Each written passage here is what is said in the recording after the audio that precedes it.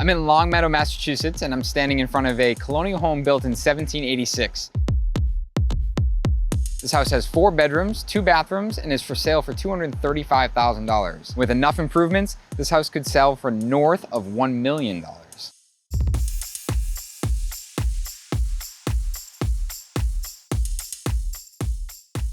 First impressions, obviously this house has seen, a number of renovations over the years. There's random pieces of siding that are patched in. Makes me wonder if there was possibly a porch on the front of this house at some point. The door, while it's beautiful, I don't think it's original to the 1700s. But what I do notice is that a lot of these nails, these are actually hand-cut nails, likely original to that 1786. So we're probably gonna see things like uneven floors, cracked plaster, damaged millwork, maybe even a door that doesn't open that well. Let's get inside and take a look.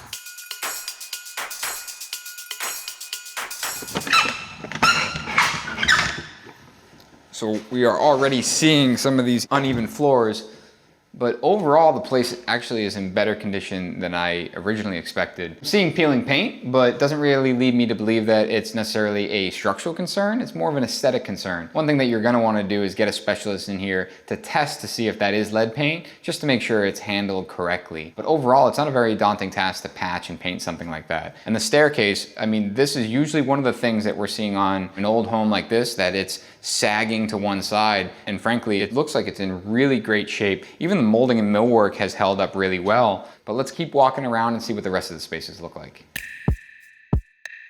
Coming into this room, you see the peeling ceiling, and looking around, I see signs of mold and mildew. So one of the things between buying an old home and buying a new home is gonna be more airtight. You're gonna have an HVAC system. An old home like this, it's not gonna be as airtight. Maintaining the climate in here is very hard. So when it's wet outside, it's gonna be wet in here. And that's why we're seeing these signs of mold and mildew, the peeling paint, things like that. But looking around, this is where I'm starting to see some of the structural concerns. Here, is actually much higher than over here. The floor tends to ramp up and down throughout the entire space. So for me, one of the options would be to rip this floor up, reframe everything, and reinstall the floor. The problem I see here is that a lot of the molding and the millwork is really beautiful. Everything is still really tight. Nothing is broken or cracked or seems to be sagging. So that leads me to believe that this floor was never flat. It was never really built to a perfectly flat surface.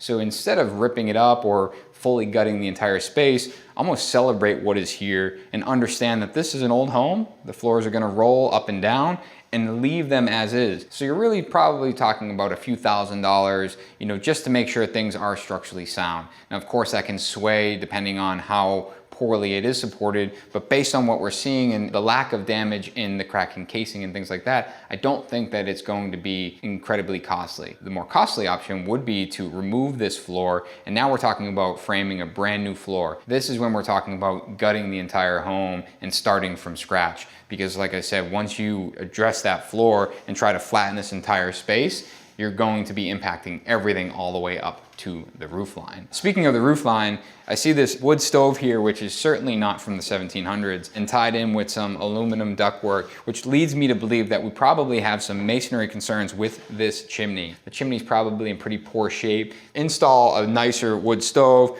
obviously redress up the millwork around it so it's not this open hole that is obviously not aesthetically pleasing. The more expensive option would be to get into this chimney and address the masonry concerns, repoint the chimney from the basement level all the way up to the roof, and then reinstall a traditional wood-burning fireplace. Going back to the conversation around the floor, in new homes, you're oftentimes paying a premium for an ultra-wide plank, and in this old home, this is what they had, and this was available to build with. That's further a good reason why we should leave it here and refinish it in place rather than ripping them all out, even if you were to salvage them. And the best part is that floor continues through the entire space, which I think really lend to the character of this home. Looking around, we have mold and mildew, but ignoring that and focusing on the construction of these doors, you have the traditional mortise and tenon joinery here, which is super cool. It makes me think that these doors were original. I think overall, what is really important to note here is that we have a very traditional colonial home. We have an obvious addition off the back of the house, but this space really should be maintained. You know, we have the two front rooms, which are more of a formal sitting space. We have this space right here, which would lend itself to be a great dining room. We have a small room with a private entrance off to the side, which would be a great home office. And then you have a bathroom off to the side here. But overall, the details, the molding, everything is in, I don't want to say great shape, but good shape and salvageable shape. If we can correct the moisture issues, I think this place gets restored. You know, there's beautiful trim, beautiful millwork, the beautiful staircase in the front, and of course the floors. All of that stuff can be brought back to that 1786, where we have this addition back here. This is a perfect opportunity to step from 1786 into 2021. So the addition was built in 1850, and this is actually quite a big kitchen for that era. We have a lot of custom cabinetry, really interesting custom cabinetry, a detail I haven't seen before. These cabinets actually slope backwards up towards the ceiling. Makes me wonder if it was an aesthetic decision or a way to keep their doors from opening by themselves and kind of gravity holding them shut. Great natural light, and talk about a massive fireplace over here. At one point, this was likely a wood-burning fireplace, and then they had put the wood stove in here, but just a massive amount of masonry, some beautiful natural stone on the bottom here. Back here, it looks like we have a possibly 3-season porch, a ton of natural light coming in that space. Over in this way, we actually have a garage out back, as well as an additional staircase and a secondary entrance. So this is a big addition on the backside of a 1786 Colonial. And I talk about bringing this to 2021, more modern day living.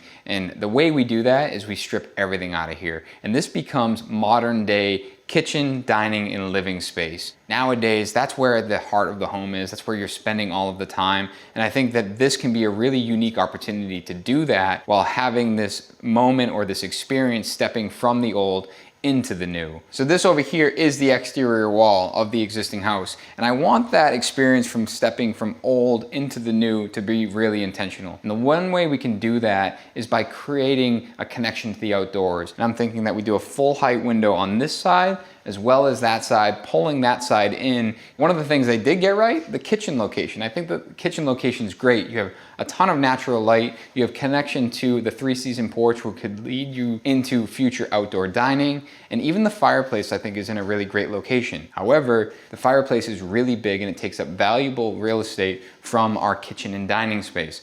So I say we shrink that down, we make this a modern double-sided fireplace, and we put our dining area on the back side of this. What is now the garage, we would turn into a great big family room. So now you have modern day living in this entire back addition in the kitchen, dining, and living space. So there's two ways to look at this. You know, to make this space livable, we certainly don't need to blow out this entire addition and make this one big living space. While it'd be awesome, let's talk about the more cost-conscious approach. Just renovate the kitchen in the existing location. The fireplace we dress up. We don't add that secondary dining space. Rather, we use the existing dining space in the old part of the home, and the garage can stay as is, and you can utilize one of the front rooms as a potential living room. That's gonna be a lot more cost conscious. You're gonna be somewhere around that $30,000 to $50,000 range to get this kitchen upgraded. But if we are looking at a more massive renovation, there's gonna be structural work, the glass work. You know, at that level, you're gonna be looking at custom cabinetry. You're looking at converting a garage into living space. There's going to be a lot more cost. So we could trickle into that 3, 4, 5, maybe even north of that $100,000 renovation for the back portion of this house. So we've talked about the first floor. I can make some assumptions of what we're gonna see on that second floor of the existing home. So why don't we head up there and take a look at that and then see what this addition has to offer us. I talked about these stairs in the very beginning, and there's a lot of traditional elements I like. The continuous handrail, the curved molding on the wall, the curved skirt. Looking at the bedrooms here, they're actually quite generously sized. So we have 2 bedrooms on the front of the home, and we have 2 bedrooms in the back of the home, but we have that space above the addition. Let's go take a look at that. Where we're standing now is above the existing kitchen.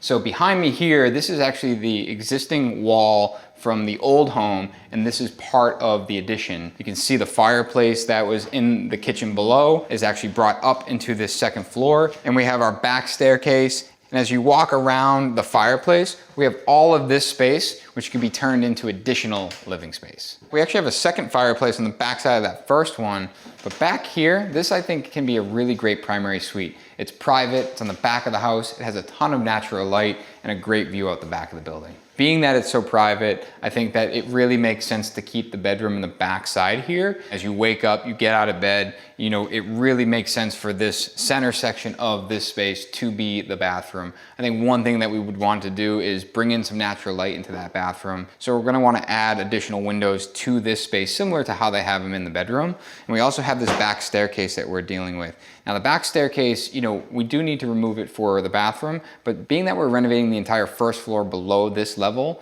it does give us the flexibility of adding that staircase where it makes sense. Because I think it is a long walk from this bedroom all the way to that original staircase in the front of the home. I think it would make a lot of sense to have that second staircase specifically for entering this suite. One thing we didn't talk about was the fireplace, or actually the two fireplaces. Now, I think if this was in a different spot and closer to the bedroom, I'd love to give a fireplace to the bedroom. Unfortunately, I don't think it makes sense to move the bedroom closer to the fireplace because you're gonna lose the view out the back. So realistically, I think this fireplace is just gonna go away. We'll leave the masonry structure so we can support the fireplace down in the kitchen, but this is just gonna be encapsulated in the interior walls, you know, as we're framing for the bathroom as well as the closet. And the last space at the end here, I think would be a formal dressing room. Rather than a reaching closet or even a walk-in closet, we have the space here and the square footage here to have a formal dressing room. And I really think it would complement this size primary suite. So realistically, this is all bonus space. We do have the 4 bedrooms in the existing part of the home. So if you were just looking to move in, this space could remain as is, unfinished, and be addressed later on. But if you did want to build a primary suite, you're realistically looking at probably somewhere around $100,000 to add a bedroom, add a full bathroom, as well as all the millwork and cabinetry that goes along with, you know, a true, you know, dressing room. And then of course the structural changes that are going to be required to add that staircase in another location.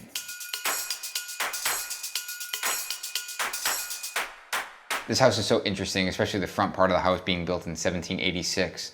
But that addition on the back really gives us a great opportunity to modernize things for modern day living. So if you want to make this home livable, there's a couple things that we need to address. We obviously need to understand and correct the moisture issue. We saw the signs of mold and mildew, the peeling paint. So that's really number one. Secondly, we're going to need to address mechanical systems, plumbing, electrical, HVAC. All of those systems are going to need to be at least repaired, if not upgraded. You're going to want to bring in a professional to take a look at that. Third, there's definitely some structural concerns. So bringing in a structural engineer and then bringing in someone to address those things. And beyond that, there's definitely cosmetic things such as painting and the kitchen upgrades and things like that. But overall, if you wanted to make this place livable, realistically, you could spend $300,000 or $400,000 and do that. And it would really be a great investment for a property like this. Now, if we want to go all out and modernize that back addition, well, now we're getting into a new kitchen, dining space, additional living space, and of course the primary suite. Now this is in addition to everything that the home requires to make it livable. Easily we could be north of $1 million at that point for a substantial renovation, especially when you get into all the additional exterior work. You're going to want to upgrade windows and things of that nature. You know, from my understanding, the Longmeadow real estate market could support a project like this.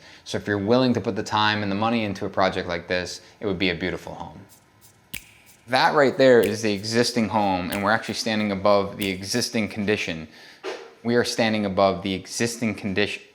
This is the kitchen. Kitchen is the word. Kitchen's the word. Where we're standing now is actually above the existing oh my God. Where we're standing now is actually above the existing kitchen. I'm just proud of that, so I just got to do it again.